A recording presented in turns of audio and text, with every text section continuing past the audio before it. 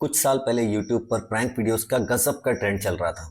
लोग सड़कों पे जाते, किसी के साथ मजाक करते, उन्हें छेड़ते, बाद में उनका रिएक्शन रिकॉर्ड करते और अगर वो गुस्सा होता तो उसे बोल देते कि it's just a prank bro, it's just a prank bro. लेकिन इस बार ऐसा नहीं हुआ। ये प्रैंक एक असली हत्या में बदल गई और जिसकी हत्या हुई वो कोई आम इंसान नहीं था, वो था एक तानाशाह का भाई। इसमें दो लड़कियों को प्रैंक के नाम पर बहुत मासूमियत से मोहरा बना दिया, हत्या का जरिया बनाया, वो भी बिना उनकी जानकारी के। ये कहानी है किम जोंग नम की हत्या की।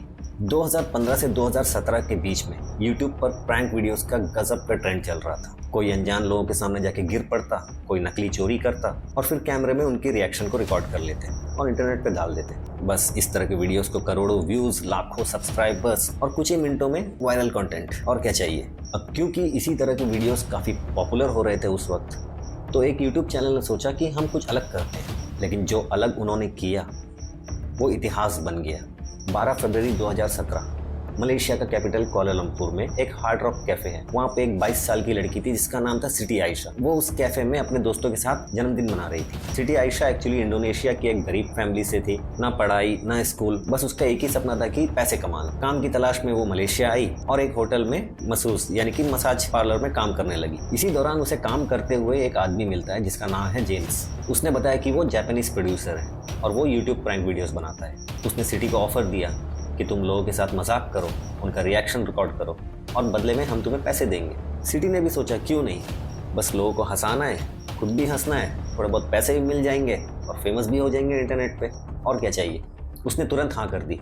बस कुछ ही दिनों में सिटी को पैसे मिलने लगे तो उसने सोचा कि ये होटल की नौकरी में क्या रखा है, चलो प्रैंक वीडियोज़ ही बनाएंगे। अब क्योंकि उसे स्टार जैसे ट्रीटमेंट भी मिलने लगा था पब्लिक से, तो वो और खुश हो गई। वीडियो शूट होते ही लोग हंसते, वो हंसती, काम खत्म। और जेम्स कहता तुम तो अब कोरिया की स्टार बन गई हो। सिटी ने भी सोचा चलो अब से यही करेंगे, प्रैंक वीडियोस ही बनाएंगे, बस लोगों को हंसाना ही तो है। और जेम्स ने भी उसे दिलासा दिया कि वो अब एक ऑनलाइन शो का हिस्सा बनने वाली है जो बहुत बड़ा शो है, इसीलिए उसे एक्टिंग भी सिखाई गई। लेकिन सच्चाई तो ये है कि जो प्रैंक के नाम पे जो हो रहा था वो कुछ और ही था। एक दिन सिटी को बताया गया कि अगली प्रैंक जो तुम करने वाली हो वो बहुत बड़ा प्रैंक है, जिसमें तुम्हारे साथ एक और लेडी आएगी और तुम दोनों मिलकर प्रैंक करोगे। जहाँ तुम्हें एयरपोर्ट जाना होगा, एक आदमी के चेहरे पे स्प्रे करना होगा और एक गीले कपड़े से उसे पोंछ देना है और वहाँ से हंसते हुए भाग जाना है, बस इतना सिंपल। और हम उसके रिएक्शन रिकॉर्ड करेंगे, हम बहुत फेमस हो जाएंगे, बहुत वायरल हो जाओगी, तुम भी बहुत वायरल हो जाओगी। तो जेम्स ने बताया कि उस दूसरी एक्ट्रेस का नाम है डुआन थी हुआंग। डुआन थी हुआंग भी एक गरीब बैकग्राउंड से थी। उसका भी एक सपना था कि बस थोड़े बहुत पैसे कमाएं और एक अच्छी एक्ट्रेस बन जाऊं। तो डॉन को भी यही स्क्रिप्ट दी गई थी, सिटी और तुम दोनों एयरपोर्ट जाओगे, प्रैंक करोगे और वापस आ जाओगे।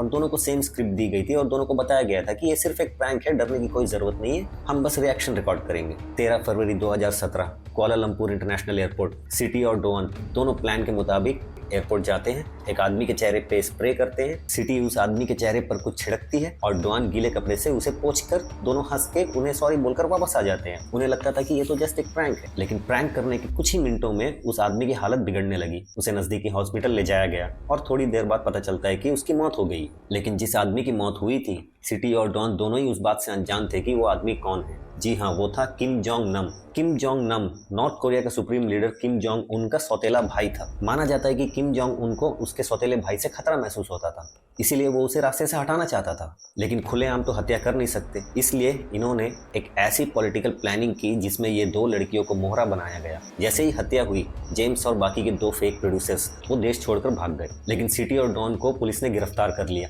उन पर हत्या का मुकदमा चला। इंटरनेशनल मीडिया में हड़कंप मच गया, लेकिन धीरे धीरे सबूत सामने आए, सीसीटीवी फुटेज, उनकी पुरानी प्रैंक वीडियोस, ये सब जांच पड़ताल में साफ हो गया था कि वो दोनों तो मासूम है, वो दोनों जस्ट एक प्रैंकस्टर्स है। उन्हें नहीं पता था ये प्रैंक के बारे में। वीएक्स नाम का एक नर्व एजेंट जो दुनिया का सबसे खतरनाक केमिकल है, जो सिंगल में उतना डेंजरस नहीं है, इसीलिए उसे दो पार्ट में दिया गया था, एक स्प्रे और दूसरा जो डॉन ने गीले कपड़े से पोंछा था। उसके बाद दोनों महिलाओं के खिलाफ हत्या का केस दर्ज किया गया, लेकिन दोनों महिलाओं के खिलाफ इस हत्या का केस धीरे धीरे कमजोर पड़ने लगा। सिटी और डॉन उन दोनों ने बताया कि उसे एक्टिंग के लिए पैसे दिए जाते थे, उसे इस केमिकल के बारे में कोई जानकारी नहीं थी। कई महीनों की जांच और सुनवाई के बाद उन दोनों को कुछ टाइम के लिए जेल में रखा गया, लेकिन बाद में उन्हें रिहा कर दिया गया। लेकिन नॉर्थ कोरिया इतना बेरहम देश, उसने इस हत्या की जिम्मेदारी नहीं ली, लेकिन दुनिया को पता था कि ये कोई आम प्रैंक नहीं है, ये एक पॉलिटिकल असैसिनेशन था। एक गरीब लड़की जो बस एक्टिंग करना चाहती थी, पैसे कमाना चाहती थी, यूट्यूब पर वायरल होना चाहती थी, उसे एक ऐसे खेल का मोहरा बनाया गया जो उसे पता ही नहीं चला। और यही है इस कहानी की सबसे डरावनी बात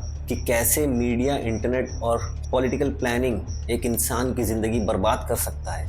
वैसे सिटी और डॉन दोनों अब आज़ाद हैं, लेकिन उनके साथ जो हुआ वो दोनों कभी भूल नहीं पाएंगे, और भूल मैं भी नहीं पाऊंगा अगर आप इस चैनल को सब्सक्राइब करेंगे, लाइक करेंगे, और अगर वीडियो पसंद आए तो आप शेयर भी करेंगे। मेरी वीडियो कैसी लगी आप मुझे ज़रूर बताइए कमेंट सेक्शन में। अच्छा लगा, बुरा लगा, ये कहानी आपने पहले सुनी थी या नहीं सुनी है, क्योंकि ये चैनल मैंने अभी अभी शुरू की है और ये मेरा पहला वीडियो है। अगर कुछ गलती हुई तो माफ़ कीजिएगा, मुझे सजेशन दीजिए, मैं आने वाली वीडियो में इसे इम्प्रूव करने की कोशिश करूँगा। ऐसी और सच्ची कहानी के लिए चैनल को सब्सक्राइब कीजिए, मुझे मोटिवेशन दीजिए और मुझे सजेस्ट कीजिए कि मैं इस चैनल को कैसे इम्प्रूव कर सकता हूँ।